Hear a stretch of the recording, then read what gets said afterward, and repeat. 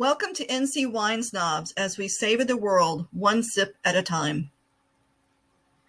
Welcome to another episode of NC Wine Snobs, and this time we're actually in North Carolina at Beech Mountain. In this episode, you'll learn about their beers, their foods, and also a little bit about the chemistry of beer. Beech Mountain has two different seasons for their brew house. They have a summer season and a winter season. And we actually went on June 1st at the beginning of their summer season. They recently shut down on October 5th for the summer season, and they're opening back up November 18th for the winter season. You're about to blind me with science, aren't you? Yep, that's me, the scientist in the family. So here we are with the 4 beers that we picked off the Beech Mountain menu, and you see all of this alphabet soup associated with the different beers. You've got ABV, which is alcohol by volume, IBU, International Bitterness Units, and SRM, Standard Reference Method. What does all this mean? ABV is telling you how much alcohol is in that pint of beer.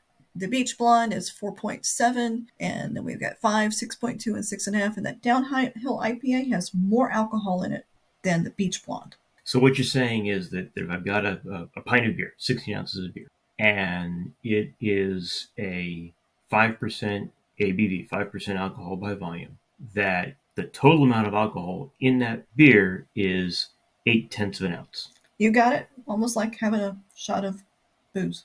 Gotcha. Okay. And then we've got these International Bitterness Units, and you'll see they range from 0, sour blonde, no bitterness, to the Downhill IPA with an IBU of 60. So they're saying it's bitter. I'll be honest with you, I really don't pay that much attention to the International Bitterness Units because I find that a lot of times if I'm kind of looking at these numbers relative, then I start setting myself up for an expectation around, this is going to be, really bitter or whatever. And a lot of times it's just the number doesn't match what my experience is. So I really honestly don't pay a whole lot of attention to it. Now, the last one, the SRM, it's actually something I hadn't looked at before and actually had to look it up.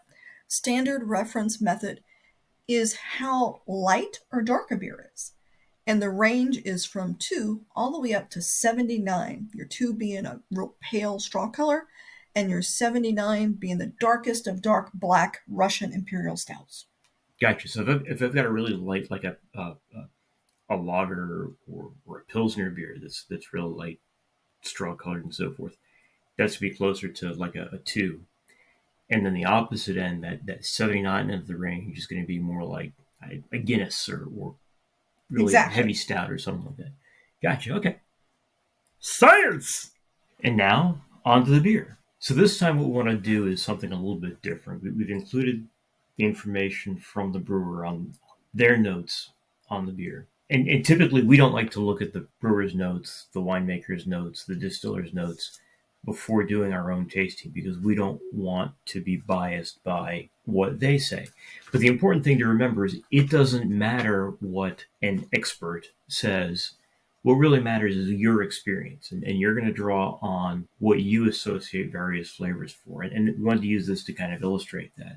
I mean, basically, it's what do you like? What tastes good to you? If you think it tastes sweet, then it's sweet. If you think it tastes sour, it tastes sour. It's based on your personal experience.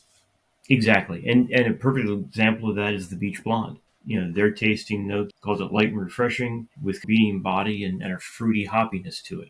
Well, we didn't really find that. We picked up on some mild bitterness in the middle, didn't really call it fruity, and kind of a malty front end with a really clean finish. Kind of some overlap there, but some small differences. On their tropical lager, they call out that they use a green tea infusion to really highlight flavors of pineapple, papaya, and guava. Nailed it on the pineapple. We absolutely picked up on that flavor, but the other flavor we kind of identified more as kind of a mango as opposed to either the papaya or the guava. Moving on to the Downhill IPA, they call out the citrus and tropical hops that they used with a subdued bitterness in their design of the beer. We really picked up on grapefruit and orange as the notes and found it to be very drinkable. So kind of agree with them really on the subdued bitterness piece, but really kind of highlighted more of the grapefruit citrus. Not really a whole lot in the way of tropical notes. Now, the kind of notes that we like to see from the folks who create the drinks is what you see on the sour blonde. It's really kind of vague. It doesn't call out any real specific flavors or aromas for the beer. It's really more around just kind of the style and what they had in mind when designing it. We picked up on bananas in the aroma as well as some tropical fruits and really found it to be more of kind of a tart. Think kind of sweet tarts is what it really reminded us of, as opposed to being just kind of a normal sour. So what was your favorite? I probably would go with the sour blonde. I like pineapple and that tropical lager. That was good. Yeah. If you happen to be hungry while you're enjoying your beer at Beech Mountain Brewing, they do have a limited menu.